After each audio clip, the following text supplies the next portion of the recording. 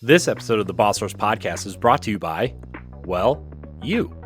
If you want to support the Boss Rush Network and our family of podcasts, head on over to our Patreon at patreon.com/bossrushnetwork. Thanks for your continued support.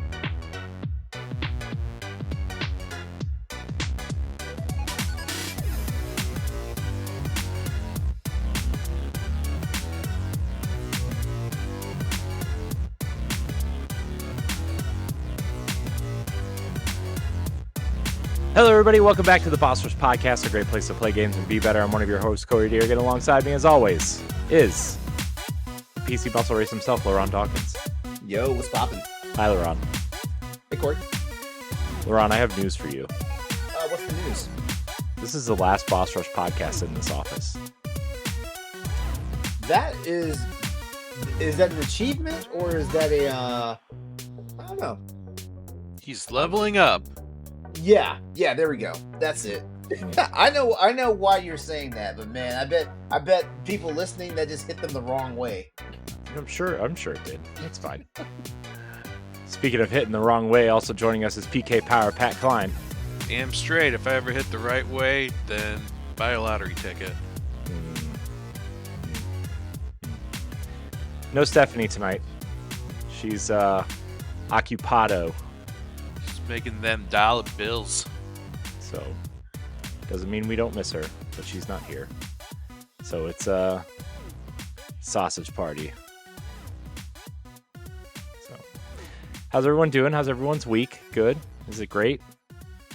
The week's all right, but this felt like the Mondayest Wednesday ever. I went through all day thinking it was Thursday, actually. Oh man, lucky you. No, not lucky me, because that means it's Wednesday. That means I have an extra day. Well, okay. All things considered, at least if you're thinking today was Thursday, then that means your Wednesday was better than my Wednesday. Was okay. I was like, damn, did we get snapped back to Monday? Like shit. Like it's hard out here in them streets. It's hard in them streets. My Wednesday basically been Wednesday all day, but then I decided just before I left, I'm going to take Friday off. So now my Wednesday became a Thursday. Oh, look at you. Uh-huh. Look at you. Aren't you special? That's right. I'm going to take the day off and enjoy my Final Fantasy VII Rebirth. I'm also playing a Final Fantasy VII game, Pat, and I can't wait to talk to you about it. Yay! But before we get into that...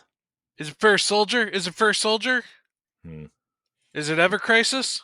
No, it's Kingdom Hearts. I knew it. PAX East, the Boss Rush Podcast and the Boss Rush Network are going.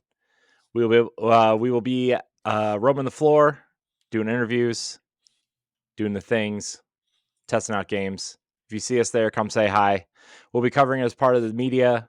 We'll be recording podcasts across the weekend. So if you keep your eyes on bossrush.net or our YouTube channel, you'll be able to find those. PAX East is taking place in Boston on March 21st through the 24th. Get your badges now and come say hello. I think media registration is closed. So sorry, everybody. But all you regular folks, you can still buy yours for a pretty penny. No pun intended. Be fair, though, you're probably spending more money on the hotel room. I know. For sure. Speaking of spending money, if you want to support the Boss Rush Podcast and the Boss Rush Network, you can head over to our Patreon at patreon.com/bossrushnetwork. We can get this show 1 week early and ad-free and other perks like early access to our other podcasts, voting rights, and more at a tier that's right for you. It's patreon.com/bossrushnetwork. But if you can't contribute financially, no big deal. Your viewership and listenership is enough for us.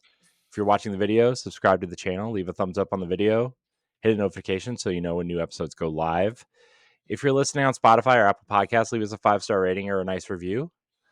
Remember, you can always find new episodes of all of our podcasts, articles, reviews, and more on our website at bossrush.net. You can grab merch from your favorite show on our TeePublic store. You can head to our website and click the store icon or the link in the show notes and browse over 40 designs from the Boss Rush Network, including a lot of cool representation shirts. Very excited for those.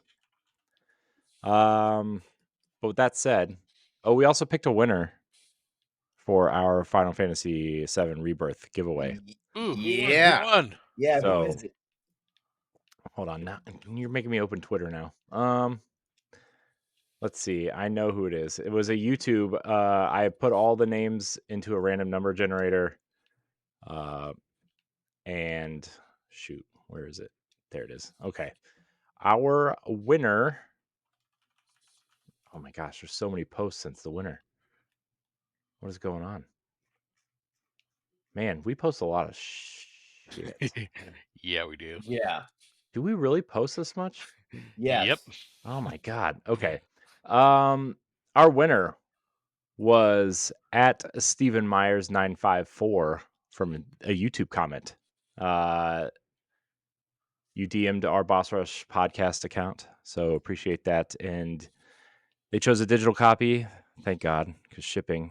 So it's on the way. Congratulations. Actually, by the time most people hear this, I'm sure Stephen Myers 954 will already be playing it. partway through this massive game. You'll be able to spoil it for the rest of us. Don't spoil it. Don't spoil it. Don't be that person. Don't be that guy. Speaking of spoilers, guys, it's time to talk about what we've been playing in our lives. I'm going to go first because I'm actually very excited about what I've been playing. Although it hasn't been a lot, but it's been a lot, I guess. So I've been playing Final Fantasy VII, the original, because I never got past the Barrett's hideout thing when I originally played it. So Barrett's You hideout. just beat the bombing mission, and that was it. Oh, Yep. okay. Yeah. Okay. I was like Barrett's hideout thing. You mean when they were on the train? yeah. Talking about Seventh Heaven. Here's the thing, though. Here's the thing. I played 8, 9, and 10. Well, I played 9, 10, and 8 all back to back in that order. And then I tried to go to 7, and I was JRPG'd out. You So, can never be JRPG'd out. but now, Oh, that must be nice for you, Pat. Like I got JRP out to the max towards the middle of the PS2 cycle. I was like, So- that's it. I've had enough. It's like, nope. You just find another JRPG to, Like they I'm- all got they were all freaking stale. Like it was like, man, like it's all the same. For a while, it seemed like it was all the same shit, or it was all the same concepts. I feel like there's a period of time where everybody was into JRPGs, and then everybody kind of grew out of it. And then when you go back, they just kind of seem boring, which is why all the JRPGs are now action RPGs. For real. I blame the PS3. No, the PS. Maybe they shouldn't have launched with folklore. Okay, launch with something better. Anyways, I've been playing Final Fantasy VII, and so everything I'm playing right now is on the Switch because all my consoles are at the at my new house, which I am not currently at. I am enjoying it. I think I don't know. It's weird because like I'm reading this dialogue because there's no voice acting, and it's first of all, it's really weird to play a game in 2024 that has no voice acting. Even though this game came out. You are playing a 30 years ago. 1990 what 7 game? Yeah, I know. But it's just weird. It's just weird because I haven't played an older game, quote unquote, like that in quite some time. Man, I'm gonna tell you right now, like it was actually a luxury back in the PS1 days when there was voiceovers in dialogue in RPGs. Oh, I know. Like those Lunar games, oh my god, man! Like Woo! that was yes. Oh man. But I'm playing this and like what? Oh, I'm sorry. I did not mean to cut you off. No, I'm sorry. go. The crazy part about like the dialogue in these games though is like if you actually like rip one of those old PS1 discs and actually extract the dialogue file, it is such a small file. It's like you couldn't do this. Yeah. Yeah. Well, I mean that's what happens when you're running on games. TDs. I mean, you know. They put these Final Fantasy games across 3, sometimes 4 discs. Yeah. record dialogue for Yeah. You guys know that Final Fantasy VII Rebirth is 150 gigs? Yeah. 2 discs. Yeah. Remember how prominent It's that overrated. advertising was? 2 discs. It's still 150 gigs. Also, did you see the recent thing where VGC put out a warning that if you bought a Japanese copy due to a printing error at one of the facilities where they print the discs, the install disc is actually the play disc, and the play disc is actually the install disc. Oh, sucks to be them. It's awkward. Yeah. Sucks to be them. Yeah. So at least it's just backwards though. Can you imagine they got 2 of the exact same disc? oh boy. Yeah. Man, that would suck. They're both the install disc. Yeah. I'd be calling Square and being like, give me a digital code right now while you replace my disc. Yeah. Oh man. Crazy times we live in, everybody. But I'm like sitting there reading the dialogue, and so from what I understand, all the dialogue is the same as the dialogue as it was in the 1997 version in this remasters update thing, right? Probably. I'm sitting there, I'm like, for the most part. I'm like, man. And I don't know if I'm just hearing this in my head wrong, and my head is being semi kind of whatever, but like I'm reading Barrett's lines. I'm like, Barrett just sounds like an idiot. He sounds really like, Yeah. what are you trying to do to him? Like this just they were I'm trying like, to make man. him sound like Mr. T. I'm like, they're really trying to write for a black man, and it's clearly like some 40-year-old white dude sitting in a translation office somewhere. Thank you for 40-year-old saying it, Corey. Japanese dude thinking.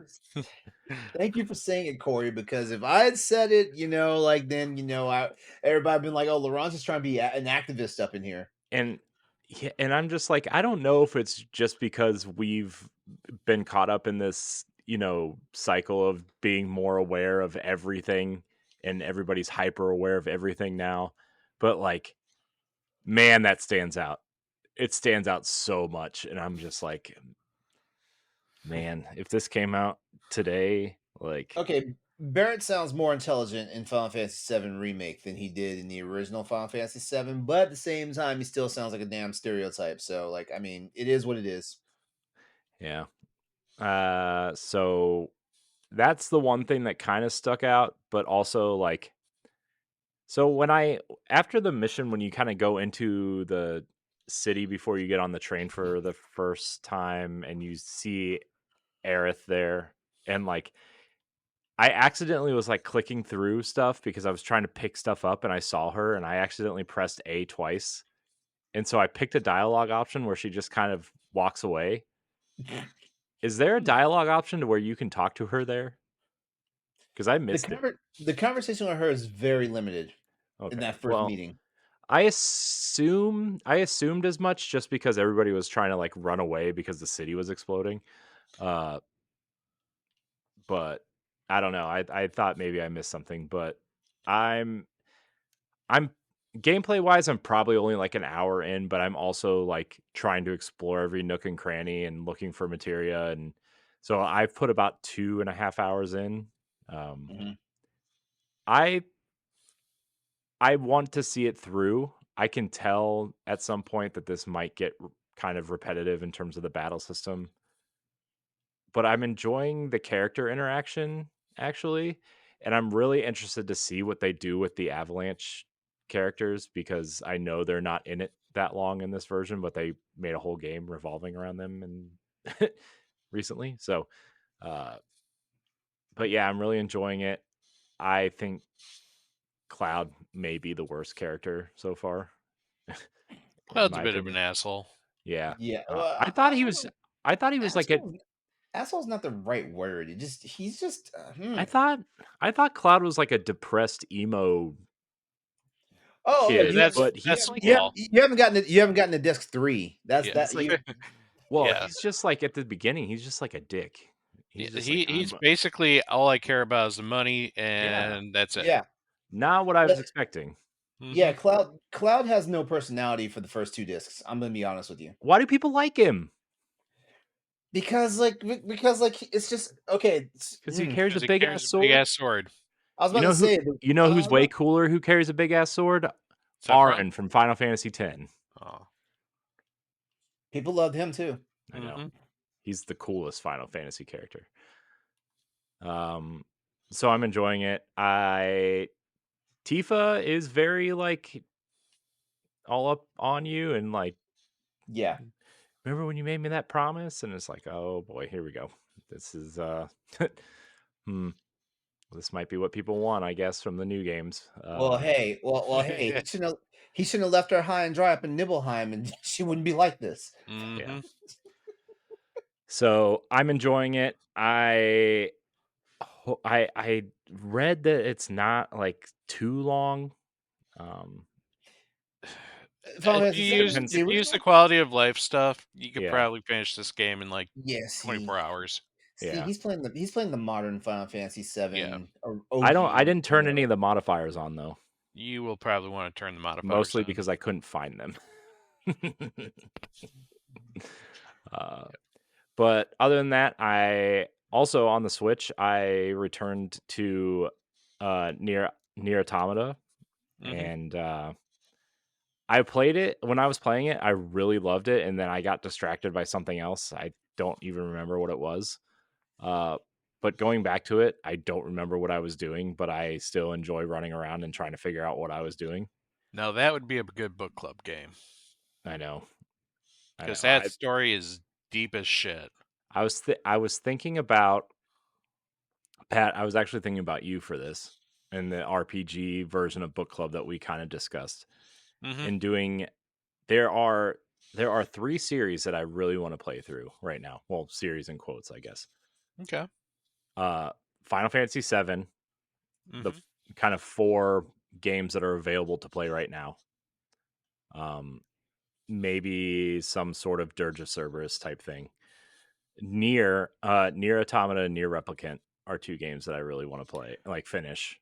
You know, the director is teasing a third one now. I know. I saw. He also called Square Enix out, or was it Square? Or was it Platinum? He called one of the studios out for like not getting this game fast tracked after selling 5 million units in what, a year and a half or something. Oh, but they were so focused on their mobile game that they're going to actually end a month after it completes.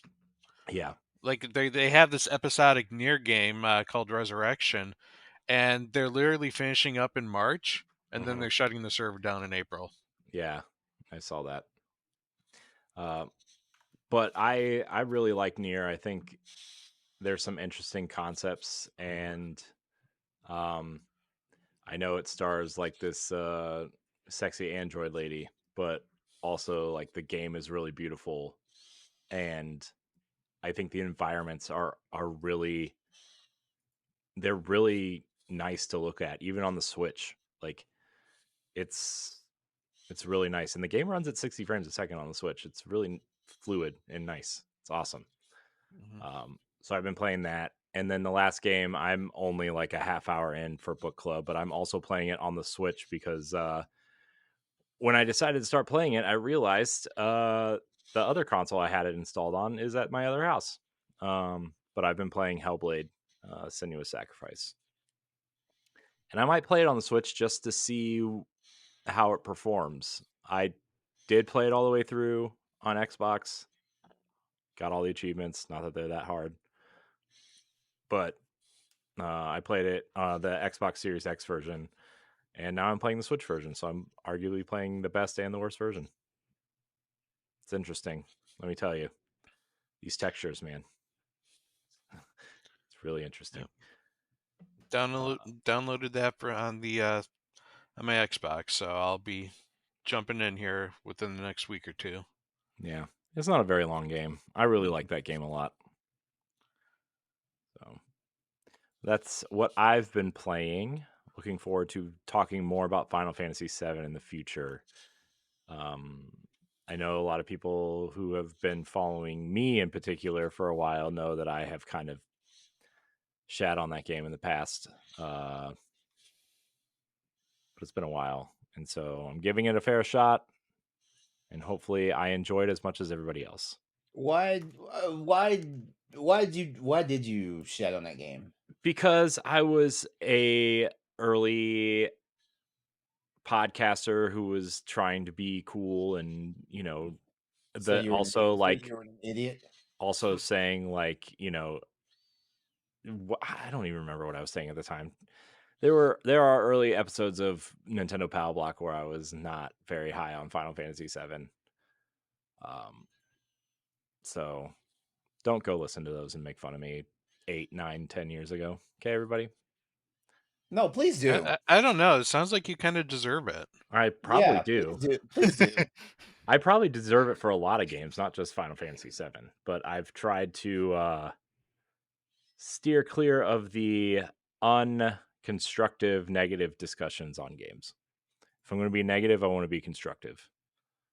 So, yeah. Also, games are really hard to make. I've learned that over the course of talking to a lot of people, as I'm sure you guys have. And it's sometimes it's probably not the best thing to say that your game sucks because a lot of people work really hard on them. So, LeRon, what are you playing? Essentially the same stuff that I've been playing. So it's Tekken 8, which by the way, I sent you guys this out in our chat, but I can confirm on stream that I rolled credits on Tekken 8. So yeah, I Yeah, beat the game. Yay! All right. LeRon beat Yeah, a game. I played the story. I played the story mode for Tekken 8 over the weekend. As a matter of fact, you know what? It didn't take me that much time. It took like 4 hours to get through it and stuff like that, you know. And the reason why it took me 4 hours to get through it is because, like, in certain instances, they make you use characters that you're not familiar with in the fighting game, like in the Mhm. scenarios and stuff like that. They did the So Mortal sometimes, Kombat thing. yeah, so Injustice sometimes you thing. just wind up muddling through, and stuff like that. And of course, like like the late stage fights are basically boss fights, and you're playing against the broken ass characters that aren't even in the actual game, the fighting game part itself. That's cool. Just like Super Smash Bros. Mm. Don't Yeah, get me but started at how many times I jumped off a stage to unlock those characters. yeah, but the one thing I will say about I really enjoyed like Tekken 8 story mode, and that's saying a lot considering that Tekken 7 story mode was very laughable. Yeah, there was you definitely got you get between both of those, you definitely got context of what was going on and things of that nature. But Tekken 8 was much more solid. It actually made more sense and stuff. And if it's and if the storyline plays out the way it's supposed to in the story mode, like there's going to be two less characters in the roster of Tech when Tekken 9 comes out because we Nah, actually we they'll actually had we actually had some deaths. they'll be revived somehow. You can't kill off There's a one fighting person game. there's one person he's dead as a doornail. Someone get thrown in a volcano and didn't survive. No volcanoes. No. Kirby, though, right? Yep, that was hilarious. I hate Kirby. Oh, I hate Kirby. Yeah. So Ed and I argued about Kirby on an upcoming expansion pass, by the way. So for those of you really, who listen to that, get ready. really. Yeah. Yeah. But beyond the story mode stuff, like I'm like Tekken 8, I'm still playing the game itself. It's probably gonna be my time sink for a good little while. Beyond that, I'm still playing Mario versus Donkey Kong, and I'm still enjoying it and stuff like that. I'm starting to get now to the point where this game has some nifty little traps like set up in there, and I'm not even talking about like the stuff that's just on the screen, that's out to get you. There's some sneaky little stuff on in this game that because I never beat the actual like Game Boy Advance version of it. I'm in brand new territory now. What But the game, world set are you in? I am 4 actually. Yeah. The carnival or the fairground? Yes. Yep, Yeah. that's Yeah. actually a new world for this game. Oh, it is. Okay. Okay. Yep, Yeah. they Because brought in two I new never went worlds. that far. Two new worlds. One of them's the carnival, and the Uh-huh. other one is an icy mountain. Okay. Okay. Yeah. Well, I tell you what though, it's fun. Now, one thing I did notice though is and maybe it's because it's the new guy that's voicing Mario for this game. Um, because like a lot of Mario's dialogue is not there. You know, like when he gets the keys and he turns them in the door, like that let's a go like thing that Mario always shouts is gone. Which I Mhm. guess after a while that can get on somebody's nerves and stuff like that. But beyond that, I don't know. Corey, what say you? I was going to ask you. So I Mhm. downloaded the demo Uh-huh. and I Mhm. played the demo, and the demo didn't really those first couple stages in the demo didn't really do anything for me. Does it get better? Oh, it gets harder.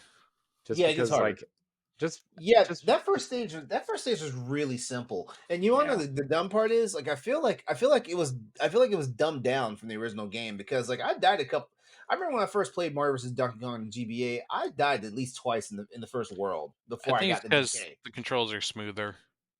That is true. That is Hmm. true. Yeah, the game runs very smooth. Like it's incredible how smooth it runs. And the sad part is because I dumped the cartridge. I dumped the cartridge. The game only takes a whopping 237 megabytes.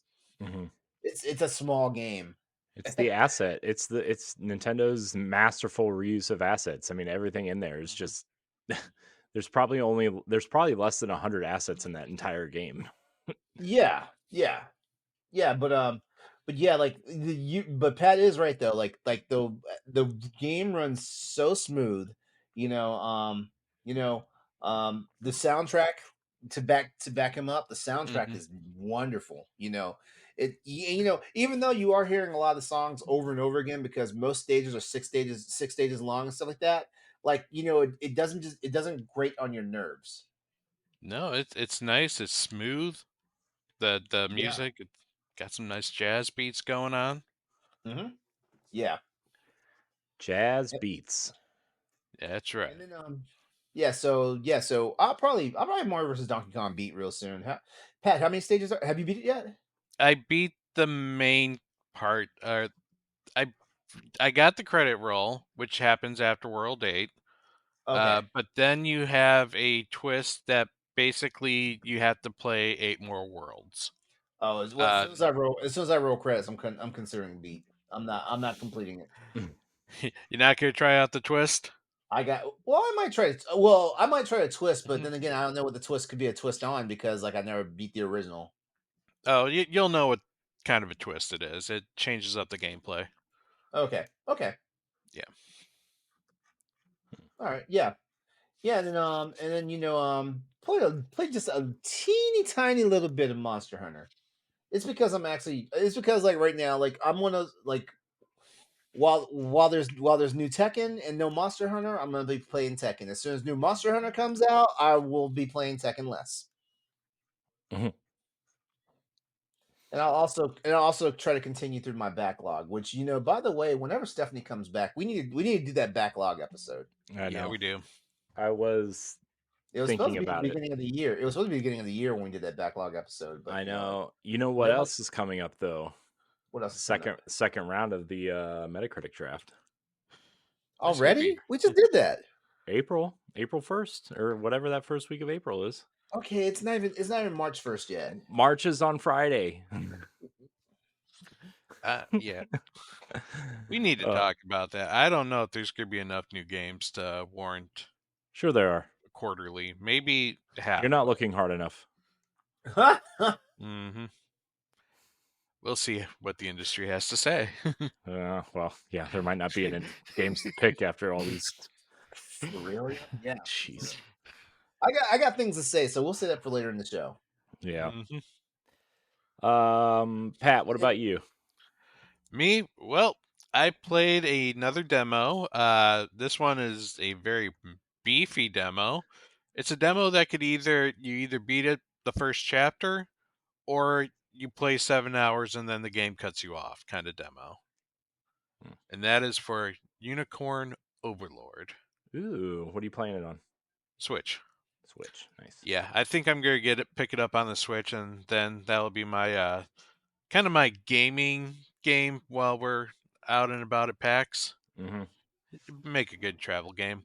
Yeah. Uh, but oh man, first off, absolutely gorgeous. Vanillaware kills in the design category. Like the character sprites are beautiful. The environments are lush. It's got a very flowery dialogue, which right now is, purists are kind of screaming foul because Oh they're adding no. more than what the Japanese originally intended. Oh no. Yep. So people are like nitpicking a simple line that could just say no, and they say, "I respect, I respect your opinion, but I will say no." They're like, "That's too much. You shouldn't have added that." I don't know. I don't get localization purists, Yeah. but you know what? I, Whatever. It's a fun game.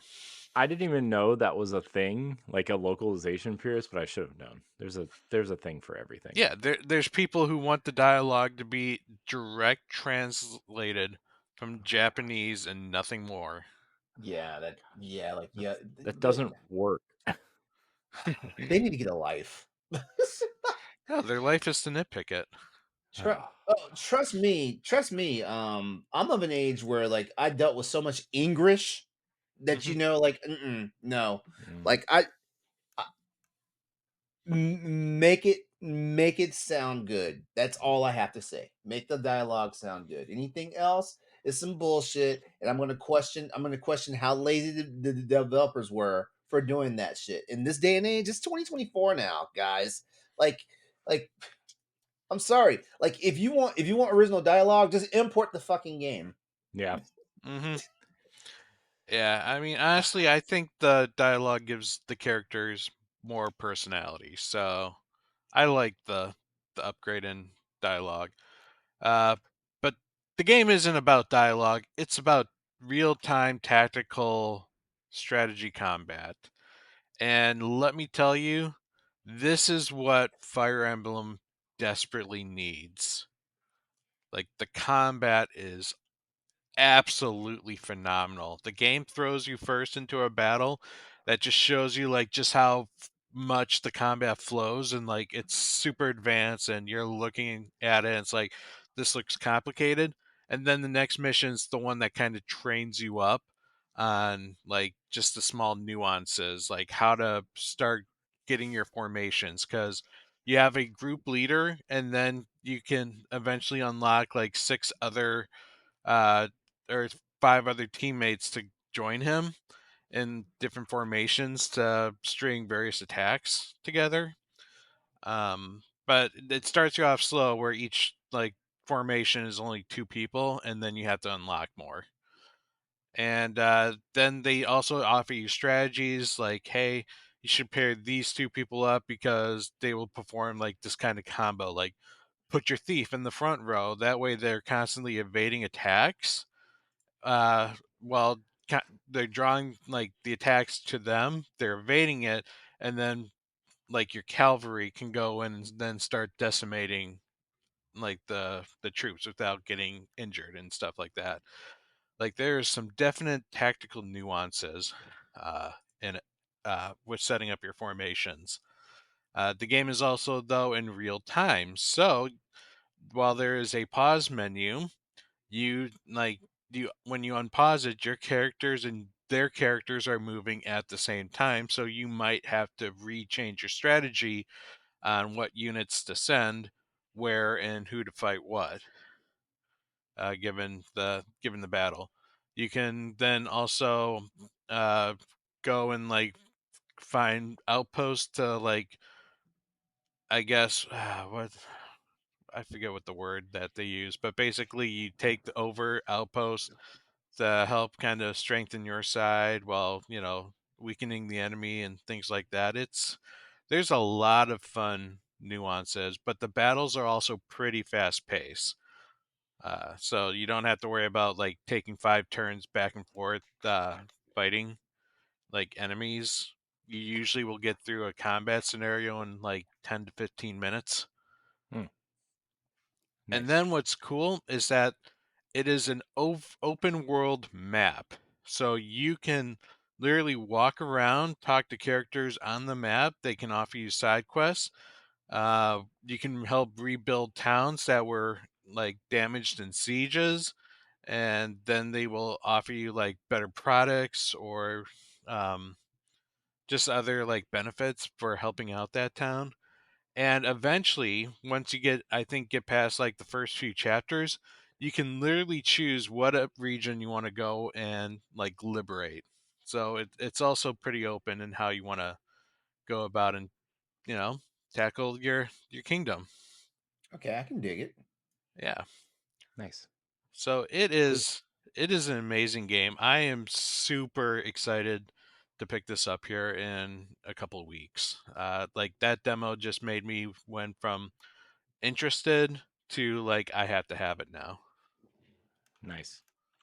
Yep. It looks Yeah, cool. like yeah, it looks cool, and me hearing you talking about it, like like I love like it is it is a tactical RPG at its heart, right? Yep. Yeah, Yeah. it's tactical, but it's more of a real time pace. But then you have the tactics like weaknesses and strengths of like a Fire Emblem game. Uh huh. So yeah. Okay. Okay. So Nice. it's pretty good. I highly like check out the demo, give that a shot, and if you like it, you can actually carry your data onto the main game. Oh, I love when games do that. I'm gonna Yeah, download I the Yeah. demos right now, love. Yeah, actually. I love that. I love that. Yeah. So like I said, the demo's either until you beat the first chapter or you play 7 hours, in which case it cuts you off and says, get the game. Hmm. Yeah. It's fair, I guess. Yep. I also with the recent Tomb Raider remaster, I decided, you know what, I want to play one of the older Tomb Raiders that I haven't played in a while. So I downloaded Underworld on my Xbox, Nice. just because I only played that game once, and I just wanted to re-experience it again. And it is fun. The issue I'm having is that my Xbox or it freezes like every 2 hours, and when it freezes, I lose a lot of uh, progress in Hmm. that game because it likes to save like each change in a chapter. So one chapter I literally played an hour and a half. Just to change like the end where it's supposed to change into the next chapter, the game freezes. Oh Mm. man. So that was an hour and a half of progress that then I went back and finished in 30 minutes because I refused to pick up the treasures again. Hmm. Like I just beelined it at that point, and I want to enjoy it, but that is just upsetting me that it did this now 3 times. Yeah.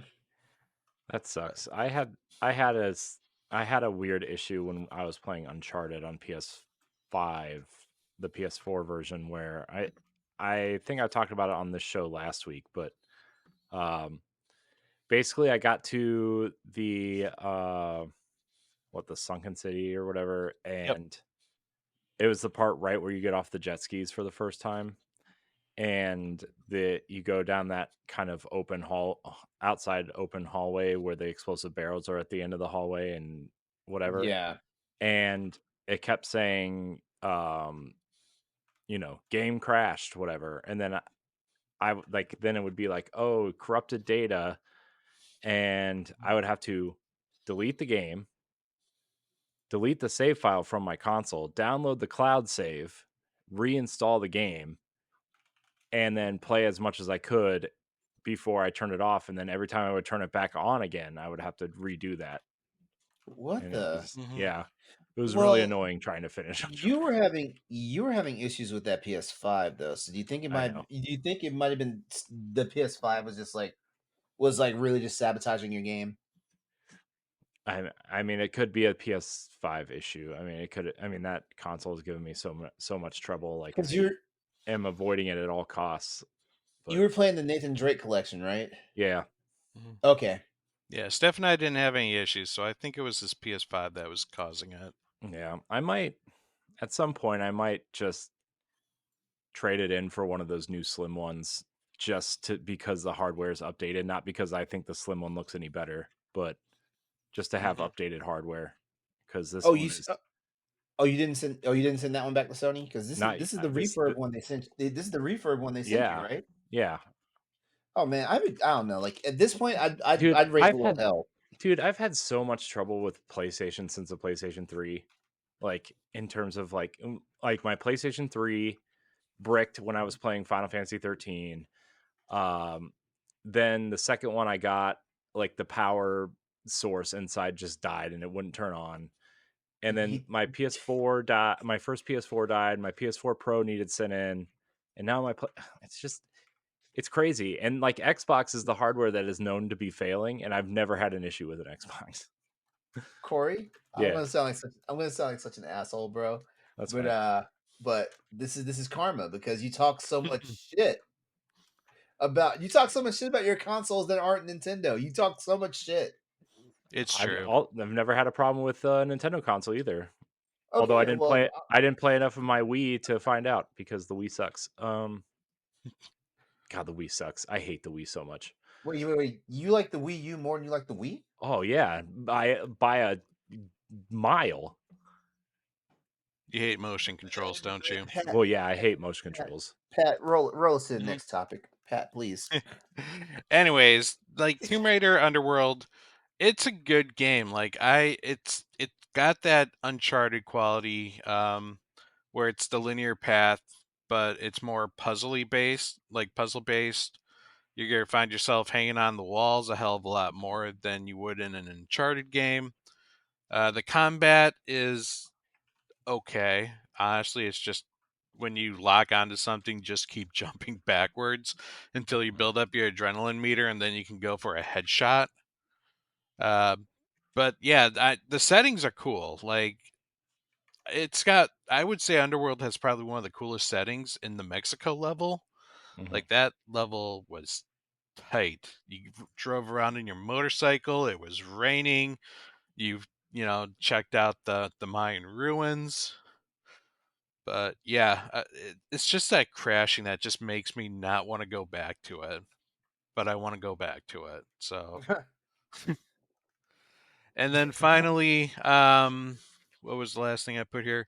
Yeah, Power Wash Simulator this week came out with their Warhammer 40K DLC, and this has got some of the most detailed things that you will ever wash in this game.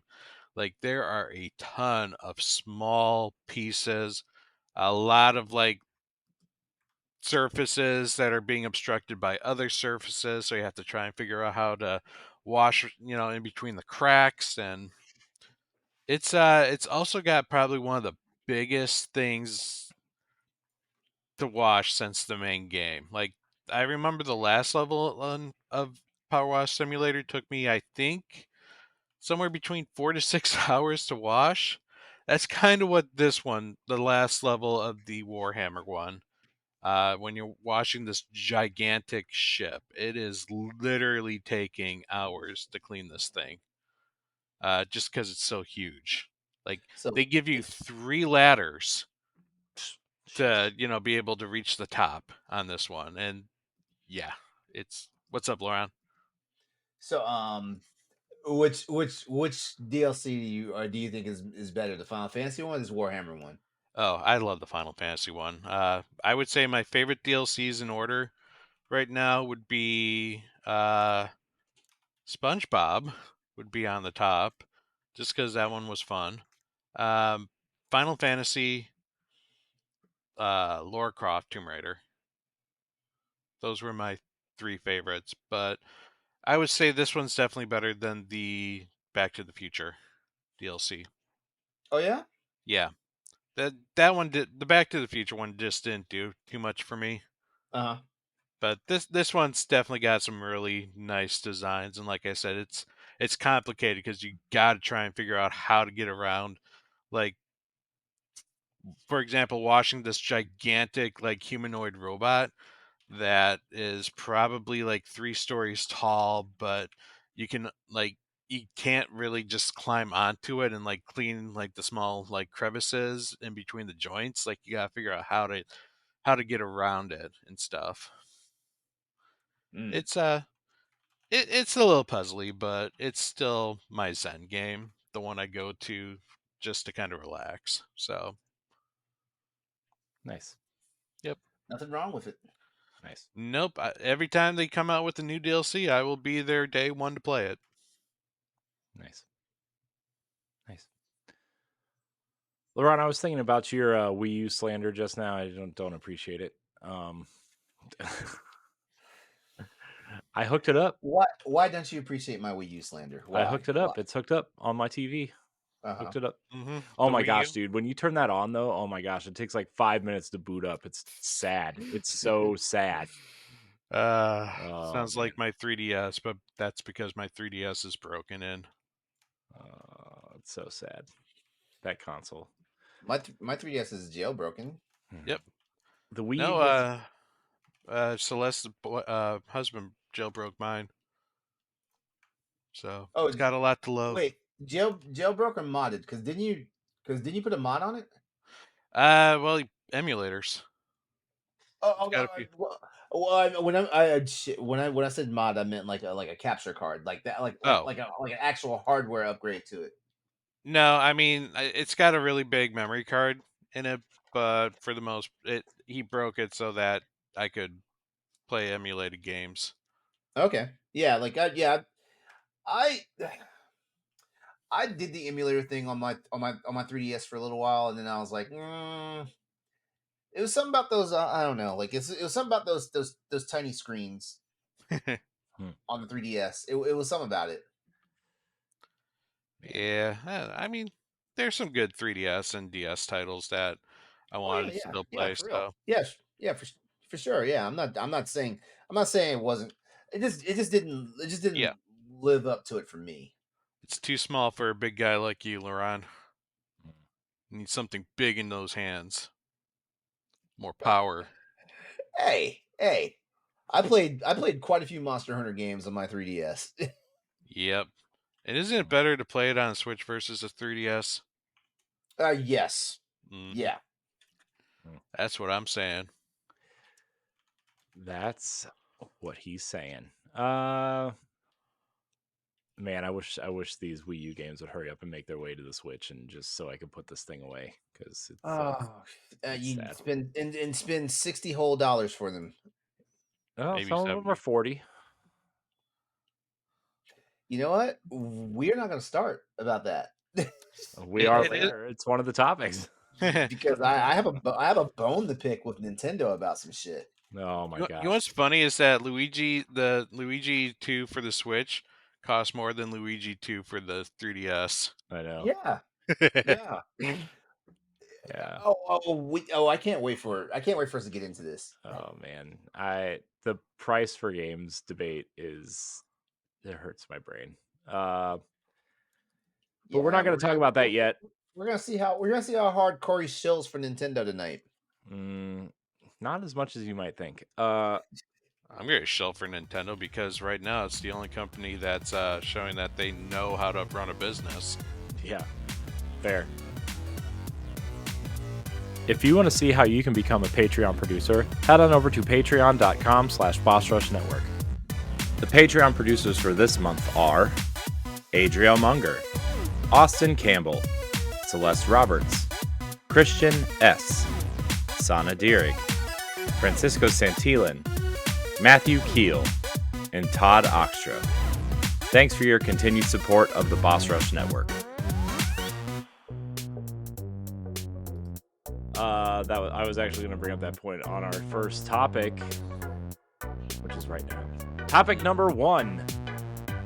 Are AAA games developers and publishers hitting their breaking point? It's not just AAA developers. It's AA developers who are having a hard time marketing their game. It's these smaller developers who, I mean, I think you look at, Deck 9 and Ascendant Studio, who made Immortal of Adium, and you look at some of these other studios that are just like, I think the Immortals Avium team kind of bit off more than they could chew. They've been. I mean, I've seen more marketing for that game from their social accounts than I ever did before the game came out. Mm-hmm. Yeah, also, the game is like $20 on PSN right now. Yeah, that, Yeah, that because game lacked support from its main publisher. Oh, EA, the Hmm studio who laid off almost 700 people today. Sure.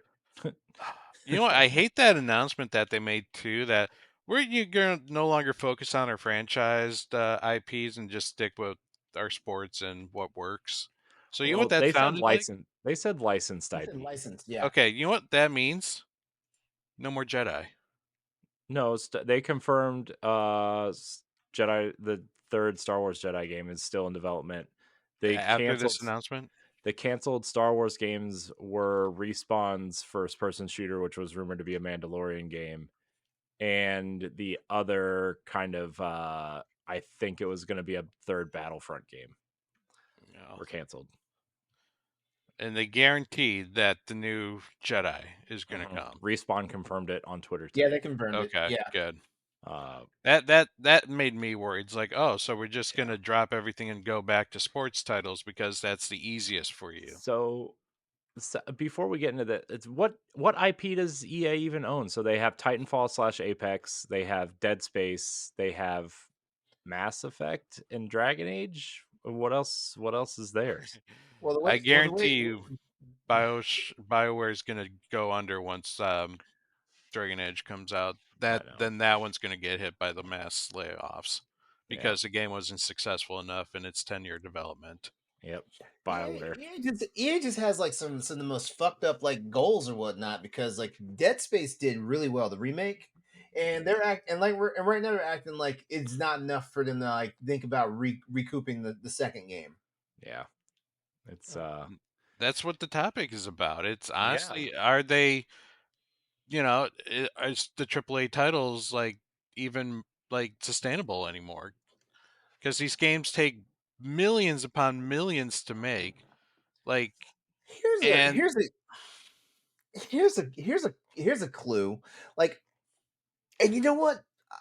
I I don't run a video game company. I don't even run a company that sells video games. All I do is play video games. But when I hear about okay, so we know that the development costs for a game are going to be high. But the second highest thing, if not tied with like the development cost, is the marketing cost. I feel Mhm. like I feel like something I feel like if they want to save the money, like they need to figure out a way to like basically scale back the marketing but still have the same punch. I mean, that's what the fuck your website's for. That's what the fuck YouTube's for. That's what the fuck that's what the Have you fuck your seen social these media for. extravagant gifts that they give to these content creators, though? Yeah. Like, these things are literally hundreds of dollars given to at least 1,000 different content creators. Yeah, but Where's mine? the Where's mine? I mean, You're not cool enough, apparently. to play devil's advocate, Hmm and I know this should be decided at the beginning of development and adjusted throughout, but it's usually not. The marketing budget is usually a separate department than the development budget. Like the marketing budget probably goes through EA proper, not the studio, right? If we're talking about this kind of stuff. Uh, but yes, it should definitely be adjusted. But on the other hand, the marketing money usually doesn't have to do with the developer in a lot of cases. It's still money that It's still money. Yeah, it's that No, still the money. developer isn't going to get. I understand. I understand. I'm just saying like Yeah. EA has. I mean, I'm sure they outsource their marketing first of all, but they probably have some marketing firm doing, under contract for X amount of games, and that you should spend this amount on this percentage on this game, and this percentage on this game. And Mhm. if you need to use more, pull from this game, which is probably why Immortals of Avium suffered, and we, I mean, I think Dead Space had a pretty decent marketing campaign, but all their marketing dollars went to Star Wars. So because that's the biggest game they put out. And you want to know the crazy part is like okay, so okay, there's a good point right there, right? Okay, so like they put like Star Wars is a licensed game. Mm-hmm. How much money did Disney front for marketing on that? Mm-hmm. I have to ask the question. I have to ask the question because like like because in all seriousness, like Well, that's a joint co-venture. Like Disney Probably wins. not anything, to be I perfectly honest. They Yeah, probably Disney well the Disney wins license. whenever that game sells a copy. Disney well, wins. whatever that contract looked like, and I'm just basing this off of contracts I've seen, and this doesn't have anything to do with gaming. This is other things that I've seen, but I would imagine it works the same way, where Disney went to EA and said, "We will partially fund this Star Wars game with X amount of dollars, and you use your X amount of dollars to fund the rest of it. Um, and this percentage of it is for marketing, and then once you sell the game, we get X amount percentage off a rip off of every copy sold." Right? That's what I imagine. And like, I'm sure Disney, and we've seen it with the way both of these Star Wars Jedi games have come out, right? Not, they're kind of broken and don't run very well, especially on the PC side, where you have X amount of years to get it out. Here's your timeline. And if you miss targets, we can adjust by like 6 months, but you have to get it out within this timeline, right? It's probably how it works. But I assume I assume a lot of the marketing dollars come from EA, and also EA banking that Star Wars is going to sell, right? That's what I'm assuming their marketing strategy was for Star Wars. So I don't know. I'm glad you mentioned that, because this part. The game's coming out and broken. That's not doing anybody a service. And I understand. I understand. If I feel like I say this time and time again on these podcast shows. If you know something's wrong with your game, just put the press release out there and say, "Hey, we need more time for this damn thing to cook." Because Okay. guess what?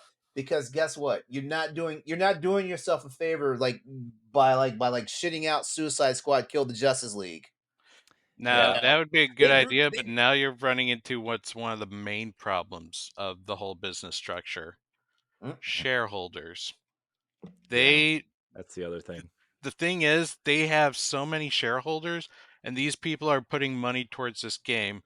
They want to see a return. They don't want this to be like an interest-free loan. They want to see profit being made through the development, a share, probably in some sort of form of a annual or a semi-annual, even a quarterly dividend. And honestly, that's where most of the money comes up. Like, let's Yeah. take Spider-Man, for example. Over 10 million copies were sold, so that's about $700 million in revenue. 250 of it was probably the development costs. Well, the budget was Most 322 Okay, million, I think, was from that Insomniac leak. got it. So it's even higher than what I just said. And so you know where the rest of the money's going? To the shareholders. They're not going to have enough money to make another game. They have to then go and get loans. And those loans right now, if you ever try to apply for a loan, has some insanely high interest. Yeah. That Plus you're paying on that point. You're paying the shareholders of two companies, not just one, right? You have mhm. Sony, who's publishing the game, and you have Marvel, which is owned by Disney. So you have those shareholders, right? So So honestly, their gross. AAA titles and making all this revenue looks good on the books, but it's not, the money's not going to the right people. It's not staying in the company. The shareholders are taking their money and they're going to the next project. Yeah, which is what Sony kind of said at their earnings call, right? Like, what, 2 weeks ago at this point, Hiroki Totoki said that like their profit, their profit is like what, 7%, 8% or something, 6. 6%. It's which is like hilariously low, right? And we found out a bunch of stuff after that. We don't need to get into all that today, but like, then we saw Sony lay off 900 people this week, and including a lot at Insomniac, who is carrying the first party load for PlayStation. Okay, you know what? There's another problem there. Why was there such a massive hiring spree during the peak of the pandemic? Because all these companies ran out and they found talent. All these Because companies the ran out and government found talent. was offering loans to Mhm. keep people employed during the time. Yeah, I wonder how much Sony and Microsoft got in PPP loans. I wonder. Several and million for sure. also I'm sure there was a lot of you know, what do you call it? God, asset kind of payment delays, like their offices, like rent for their offices and stuff. Like I'm sure all that Mhm. got deferred to what's maybe 3, 6, 12 months, right? I mean, that's what happened to Bungie, right? They had all this money and they were going to open a new studio and hire up and start a publishing arm and do all these things, and then they overhired and then they laid off all those people and another round is coming, you know. Mhm. And then they were in such financial trouble that they had to be bought or they were going to be closed, right? That's what ended up coming out.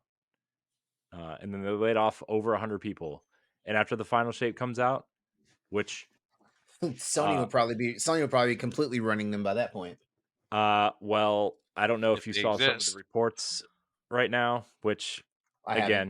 again there's what 4 months until the final shape comes out, but um at this point the final shape has less than a quarter of the pre-orders that Lightfall had. Oh, I saw that. I saw that. So Mhm. that's nuts. And I feel like that's a different conversation though, because I think Destiny players are having Destiny fatigue. oh yeah, dude, that I mean, yeah. As somebody who's heavily kind of involved in that community, like there's a lot of fatigue. There is a lot of fatigue. Um and also like a lot of people are who are still playing or are planning on playing within the coming months are looking at the final shape as a jumping off point. Like they like a lot, even content It's where creators yep. like Dado, Astacross, Gathalion has already kind of jumped ship, and he just kind of like every time a new season drops, he's like, when all the story stuff comes out, I'll play it all in one day. You can see it. I'll raid a couple times and then I'm done. Right. And he made his name on taking King content and Rise of Iron content and Destiny 2 vanilla content. Right. Like he's the OG.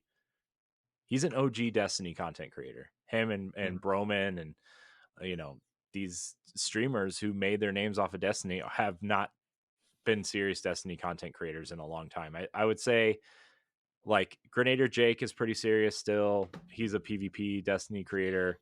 Dado is still pretty serious, although he's made it pretty clear that he's diversifying his content now. So when the final shape is over, he's done. My name is Bife does the Destiny lore, so he kind of keeps up, but a lot of his let's like the videos that go with his lore pieces, his lore scripts are recorded by other people that he employs, so like he's not even playing, you know. um it's just crazy this and that's like to wrap it all around, like everybody saw the success of Destiny early on, even though it struggled, and now everybody's chasing their game as a service and their cash cow to fund other games, right? I mean, EA hit early with Apex, right? That was their kind of attempt, and Battlefront 2, right? Those were their two kind of major attempts and did pretty well. I mean, Battlefront 2, I don't know how many people are still playing it or spending money on it, but Apex is still large. Um, but you look at something like Ubisoft and The Division or X Defiant or Rainbow Six Siege is still pretty successful for them, but like their other Skull and attempts are not. Bones. Yeah, Skull and Bones, right? Uh, and I think that's where a lot of people are losing money too. Is like they're chasing the unicorn that they can't catch, and it's there's so many You're factors, man. putting too much development into something that's only going to be a fad until the next big thing. We just saw it Yeah. now with Pal World, and we're probably going to see it with Helldivers when the Mhm. next thing comes out. Yeah, and it's funny because those games weren't meant to be the big games either, right? Like Mm-mm. Yeah. they hit in a weird time because I mean, Helldivers isn't even meant to be a game as a service. You know, they kind of originally announced that their content updates would be free, you know, and they had to earn the right to monetize, and they would consider it later if the game was successful years later. But like their stuff, like Helldivers is like this 1 in a million drop, and I mean, I hope their server issues are fixed. I don't know if they are yet or not. They're getting better. Like last I checked, just recently, they were able to up the user base to 700,000 now. Yeah. That doesn't sound right. 70,000. 750,000 was their Okay, I server. did okay. The 100,000 for when I said it out loud didn't sound right, but yeah, okay, Yeah. yeah, Um, they're doing it. What was the term? What was the term? Oh, suffering from success. That was the term I heard. In relation mhm. to into what the situation with the Helldivers. And you know what? That's a good situation to have, but that's also the fucking worst situation to be in. Yeah, I mean, look, good for Arrowhead though. Like their CEO has been very open about the success and the troubles they've had, not expecting to be this successful. And he said, "Look, until we fix the servers, do not buy our game until we kind of have something to say about it." And I appreciate them for being open about this Yeah, that's because very stand up. yeah, um, and you don't see a lot of that from studios. I would say Insomniac is probably on a similar track to them, right? They're always pretty open about their stuff, but it's just we're coming to a point where these budgets are too big, and we're chasing all these fads, and um, you put $320 million into a 20-hour Spider-Man game, like that's not sustainable. That Mhm. is not sustainable. We've hit a point where not everything has to look the greatest. And Pat, you brought up something that I was going to bring up earlier is like, look at the way Nintendo runs their business. You say what you want about their games or their re-releases or their remasters. Yep, They don't, they use the same assets over again. yeah, they are the masters of recycling assets, Mhm. animations. They don't they don't do a lot of mocap, if any, right? They don't do a lot of voice acting, if any. They're using tech that's ancient at this point, but they're still making it work. It's Mm. somewhere along the line Nintendo figured it out.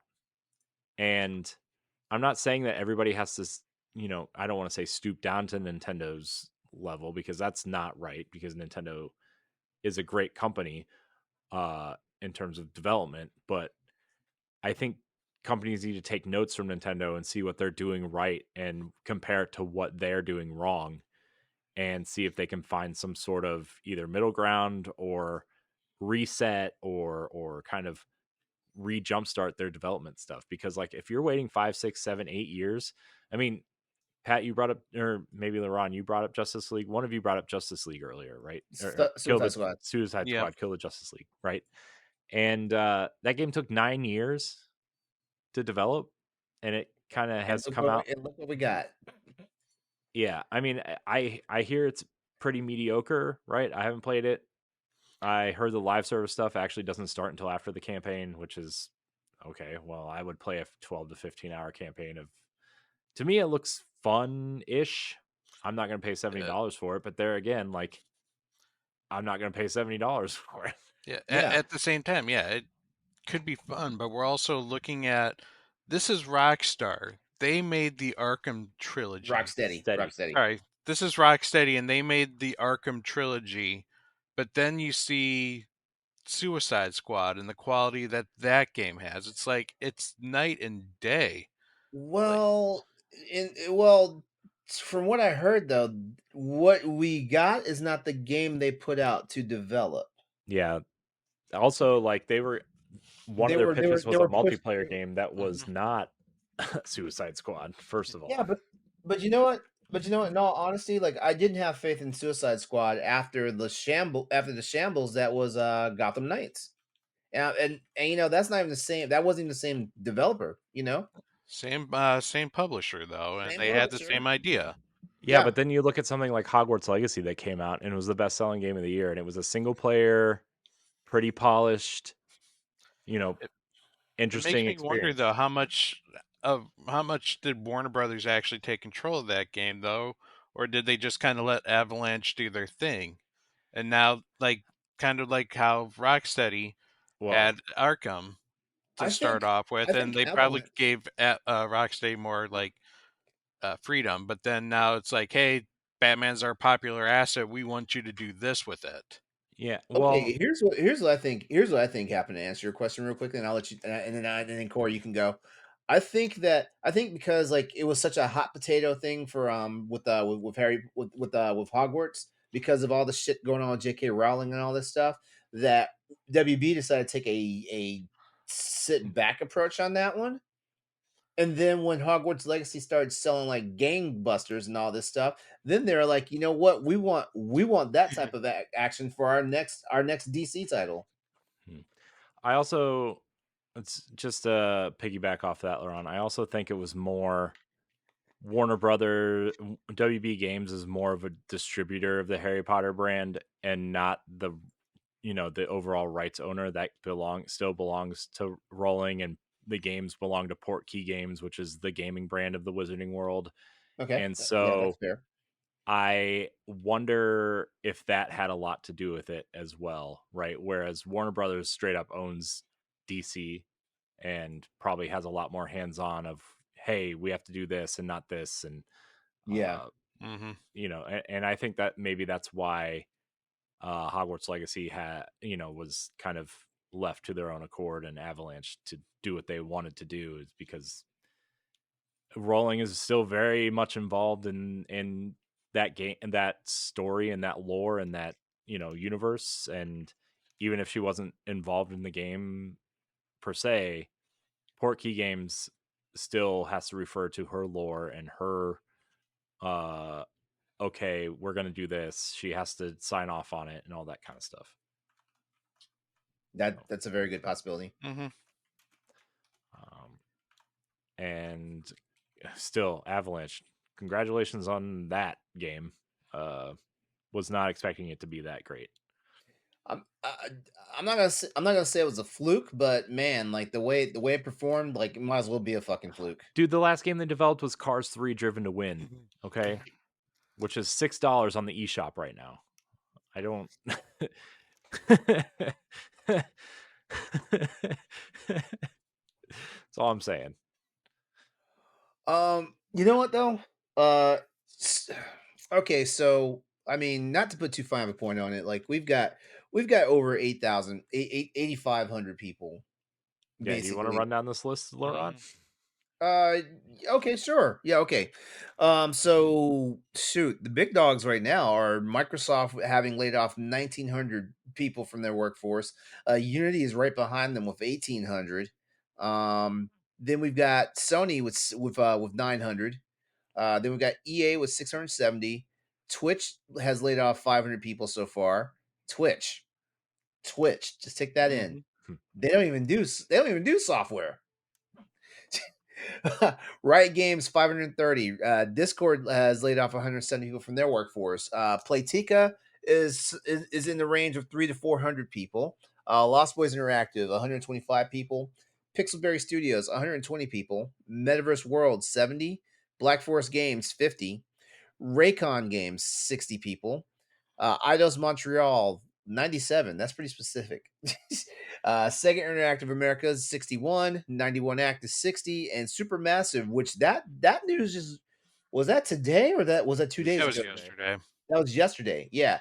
Yeah, 90 yesterday people. was Sony, Supermassive, and Don't Nod. All had Yeah. not Don't Nod, Deck Nine. The other Okay. Life is Strange developer, all laid off people. Yeah. Yeah. I mean that, but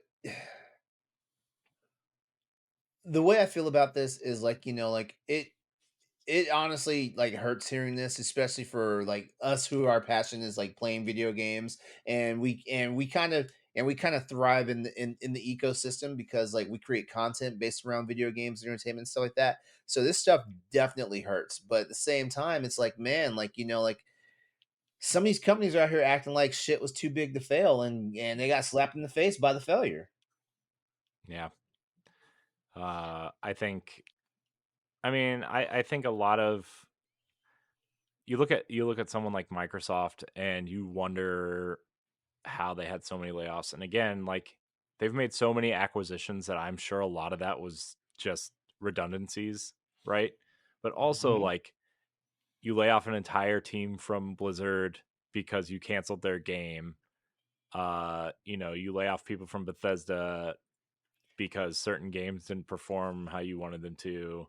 Hey, And hey. Game Pass say like, Game Pass is flattening out and nobody's, resubscribing or waiting to resubscribe for a month or so.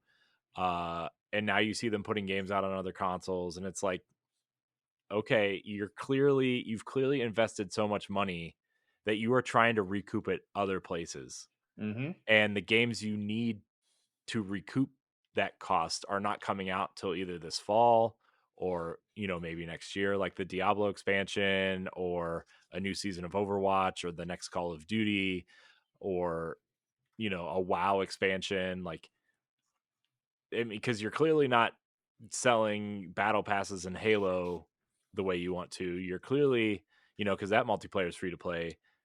Your Game Pass, your Game Pass numbers have not grown in over 2 years since the last time you announced those numbers, and your numbers have actually decreased because remember they changed their whole Xbox Live Gold to Game Pass Core so they could boost their Game Pass numbers. And So made they it more expensive, so people dropped. Yeah. Yeah, and also offering your games on PC where you are only getting, you know, 70% of every game you sell instead of, 100% on your console or your store because nobody wants to use the Microsoft launcher. uh, that it's I don't get it, man. I don't understand. I mean, I'm not sitting here trying to be like I'm super businessman or anything because God knows I know nothing about running a business, but something tells me that these are the ways you do not run businesses. Well, every business right now is looking to make the quick dollar, and Mhm, Nintendo luckily has stuck with the guns, and they're just mhm, keep doing what they do. They're not jumping in on these like NFTs or live services No, but or they are coming after companies that they have no business going after. oh, they've always done um, that though. yeah, I mean, That's their other yeah, bread and butter. yeah. But also you look at the decision. We kind of talked about this on an expansion pass a couple weeks ago, so I don't want to spend too much time on it. But um, once all these layoffs started happening, you saw that quote about or that kind of headline floating around from when Satoru Iwata took that massive pay cut uh, to keep his employees employed and happy. So, you know, Nintendo could have a foundation for the future. And even though he passed away before the Switch came out, that was like his legacy was this console and Mhm. the foundation that Nintendo had built to make this console what it is today. You know, whether you care about Nintendo games or not, whether you play the Switch as your primary console or like once every couple years when a game comes out for you, right? Like you never hear Nintendo laying people off. You never hear about people like very rarely do you hear about employees leaving Nintendo. I guess, Nintendo of America, you hear that more than Japan, Yeah, I right? mean But Japan has a different culture when it comes to mhm, work. Like you Yeah. can't lay people off. mhm, But agree, they're also a lot more sustainable with how they're running the mhm. business. Yep. And you're not it I wish CEOs would take an example of Iwata's, sacrifice, because I feel like, businesses have come to that point now where even if they make a loss, they can't forsake the people who like led the company or their shareholders. Mhm. They have to still get their, money regardless. So, Yeah. Yeah, and if you're not worried about like your job losing your job, you're going to be more productive, right? You're going to be happier because you know your job is secure and you'll be more productive and you're more likely to stay.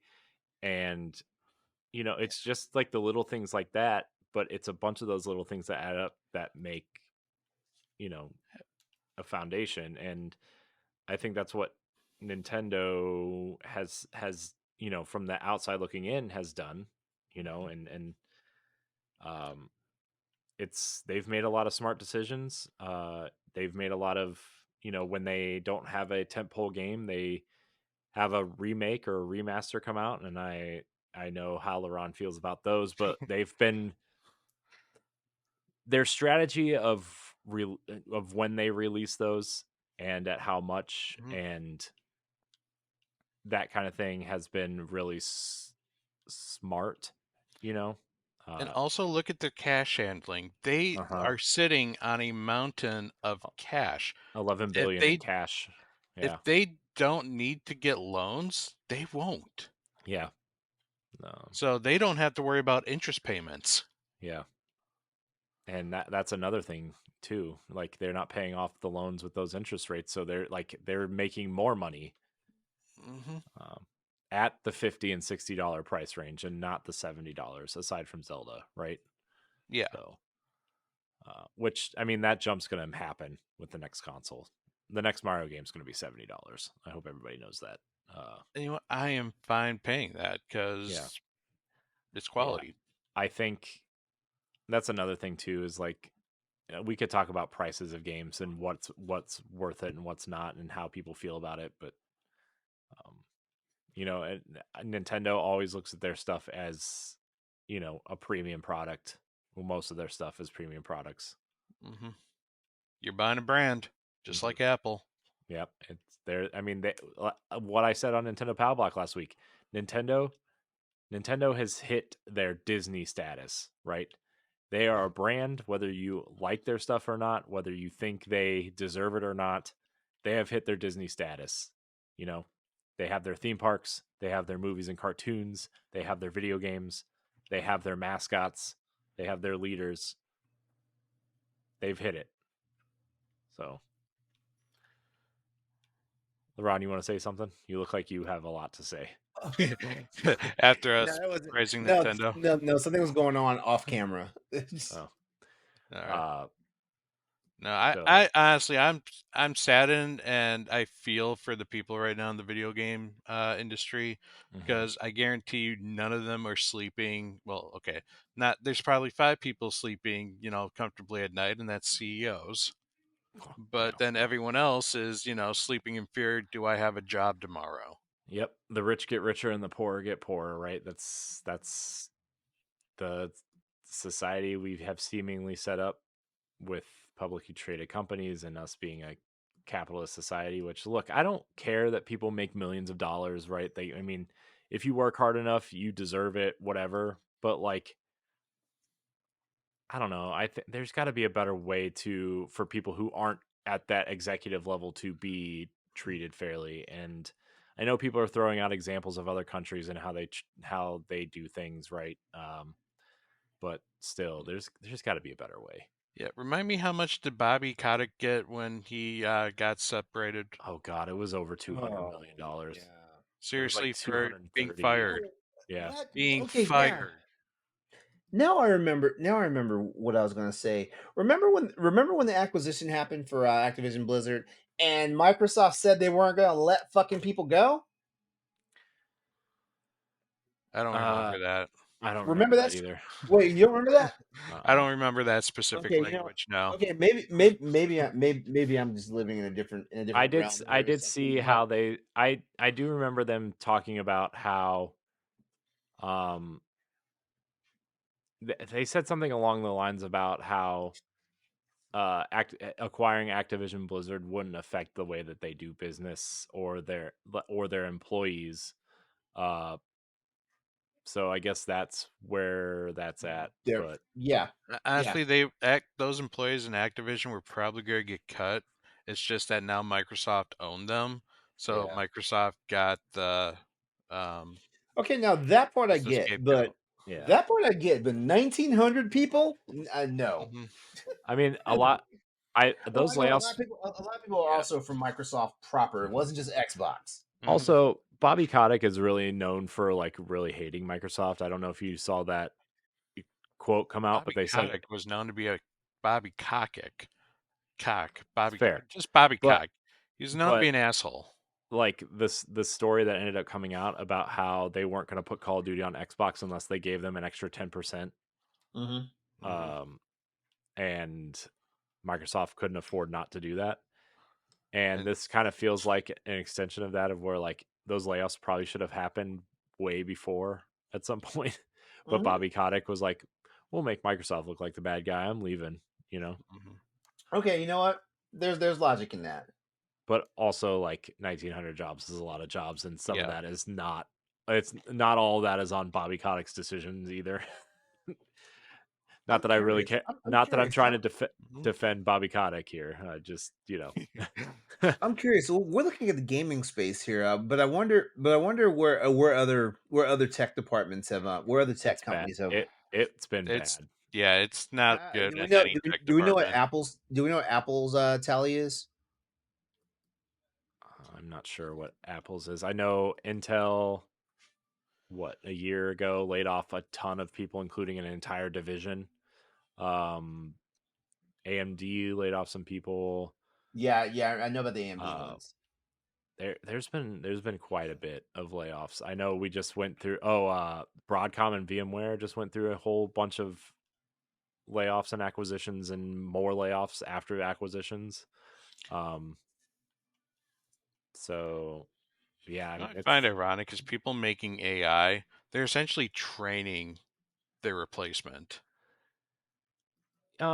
yes and no. As someone who's learned an awful lot about AI in the last couple weeks, specifically, and how companies are using it and what it's for, I think so. And we'll get into this on After Dark because this is actually our After Dark topic. But like there are some pretty interesting cases that AI is being used that it would be it would be illogical for a human to do these things. We'll say that.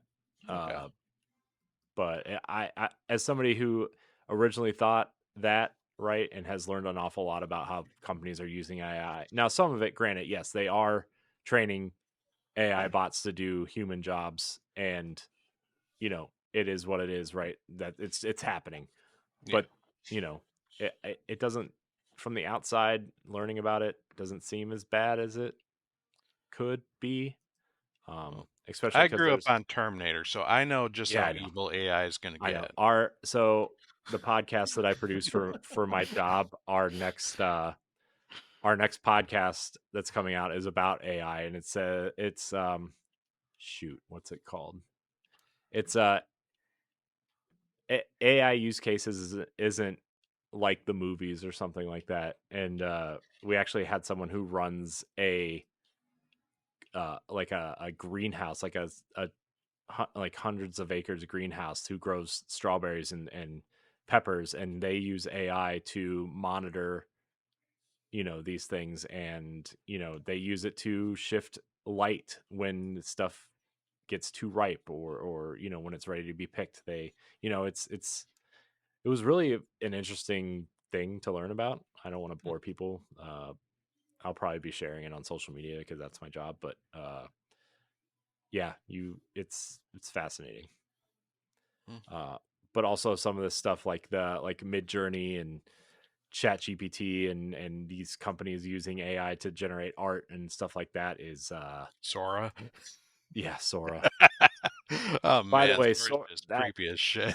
it's so funny that Sora video they used to promote it wasn't even used with Sora, which is hilarious.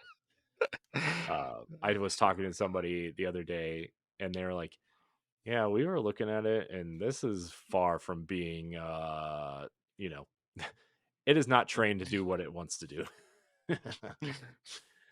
So, Uh, but it so I is guess scary to think about. What does it look like 5 or 10 years from now? yeah. Definitely. I guess to kind of end the conversation with the whole video game industry like falling out, like do you think video game companies are going to learn their lesson and try to make video games sustainable again, or do you think they're just going to keep making excuses and making the same damn mistake? Oh, they're gonna learn their lesson, but I think there's gonna be more. I think it's gonna be a lot more having excuses and making the same mistakes before they learn their fucking lesson. I'm gonna be honest with you because because and this is not me going on some tirade about capitalism because like capitalism helps me keep the lights on because I'm a partner in a business. stuff like that. But Mhm. at the same time, rampant capitalism is like something to worry about, because like in all honesty, like like the fact that these companies are just basically like grinding these people down to dust and stuff, and then kicking them out, like like it's wild, it's insane. And like we said earlier, it's all just because like they have to appease shareholders. They have to, the CEOs are always getting their fucking cuts and all this stuff. I'm all about, if I run a company, I'm all about me getting paid, but at the same time, Mhm. I can't get paid if there's no fucking workforce and there's no product. Yeah. Just wait till you hear about AI PCs, LeRon. It's the hot new thing. Uh, but you know the old joke: download more RAM. Download more RAM. Download more RAM. Yeah, that used to be a joke that maybe it wasn't widespread. Maybe it was just between me and some PC gaming friends. Okay, But I was about to say download some more. I've I never thought heard that that. was like a widespread joke, but apparently it wasn't. Anyways, maybe not download more RAM, but you're going to be able to use RAM in the cloud, and AI is going to try to guess how much you need depending on what you're doing. um. Anyways, to answer your question though, Pat, Mhm. I think what's going to happen is these people that are going to be laid off or have been laid off or will be laid off eventually. I'm not trying to spell doom and gloom, but some of these No, we companies know it's not done yet. have already kind of confirmed that they're going to lay off more people. Yeah. I think what's going to happen is that the people that do get laid off, or the people that leave because they're upset about layoffs, I think you're going to see some new companies emerge. We already And have. yeah, yeah, we definitely already have. Like I would point to like someone, and unfortunately they're owned by Embracer Group, so who knows how long they're going to last. But like Poor uh, guys. Gunfire Games with Remnant 2, right? That was a massive release for them. Uh, but I think you're going to see a lot of new companies emerge and take over what used to be considered the AA space. And I think video games are going to kind of settle in that area. And these big, huge mega corporations who spend these huge budgets are going to lose talent over time to these companies. And, they're going to have to adjust if they want to stay relevant. And granted, the three platform holders may, will always exist in some form or fashion. Their internal studios, who knows? Maybe a fourth player will enter the ring at some point that will actually be a true competitor. I know Apple is kind of trying somewhat. Uh, but at the end of the day, um, I think we're going to see the adjustment come from new players in the space and not necessarily from the players that are existing. Okay, fair enough. So, I mean, you look at someone like Remedy, right, who uh, spent $30 million on Control, Hmm. and that was the entire budget of the game. And granted, I know budgets and how money works and how people get paid over there is different and all that kind of stuff. I get it, right? It's different. But you look at it and you look at their operating, how they're operating, and then they go and spend double that on Alan Wake 2. And now Control 2 has a budget of what, less than $70 million, I think. And it's like they made 3 games in under the cost of what Spider-Man cost, right? Mhm. Hmm. It's and Not only did they make the 3 games, they just bought the rights to mhm. Control. So now they have full control of Control. Yeah, and I wonder if they're going to try to do that with Quantum Break at some point too. Because I think after the 10-year kind of limit is up, they might go after Quantum Break as well. Uh, but I think you're going to start seeing companies like Remedy become bigger in terms of how relevant they are in the space, not in terms of studio size. You're going to see a company like IO who's already kind of expanding. Um, these middle players that you don't really think a lot of, when they're not developing games, not like a Naughty Dog who is in the consciousness all the time uh, for a lot of people. And I think you're going to see them kind of come out and do something really special. And we've already seen a lot of companies do something special. I mean, I would say Remedy is kind of the leader right now with Alan Wake 2. Something special, not a big budget, but they sold what 1.3 million copies, and it's their fastest selling and one of their best selling games ever, which is great to hear. And they're successful at 1.3 million, and you look at Square, who wants to sell 10 million units of every game, or it's a failure. Final Fantasy 16 was a failure to them. No, they came around and said they actually did see it successful. Well, Like they finally admitted that Final Fantasy 16 was. They said it didn't meet their expectations, but overall, I guess it sold well for them. Like the wording was weird. I know like it didn't sell enough right away. Yeah. But in the long run, they had met their goal. Yeah. So I think you're going to see that. That's my take. So maybe we'll revisit this remake and remaster topic later, because we did go kind of long on this one. But overall, the video game industry has to change. I think a lot of industries have to change. But out of this just implosion, I think you're going to see a lot of cool things come out. And I think we're going to enter another kind of experimental age of video games. Which will be exciting. Emergence of the neo indie. Yeah, the neo indie. But with that said, I think we're gonna put a pin in it. We're gonna wrap it up. Let it cook for a little. Yep. A little bit. Let it simmer. Let it simmer. Put it in the crock pot. Come back to it when it's done. Yep. When the timer goes off, shred that chicken, put it on for another couple hours. That's what I'm saying. Yep. I want to thank everybody out there for watching and or listening to this episode of the Boss Rush Podcast. You can catch new episodes every Monday.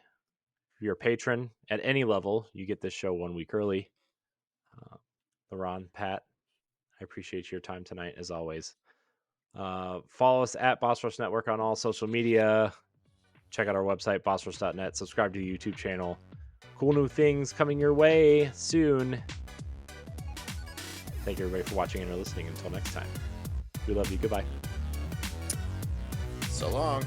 Bye. Farewell. If you want to see how you can become a Patreon producer, head on over to patreon.com/BossRushNetwork. The Patreon producers for this month are Adriel Munger, Austin Campbell, Celeste Roberts, Christian S., Sana Dirrig, Francisco Santillan, Matthew Keel, and Todd Oxtra. Thanks for your continued support of the Boss Rush Network.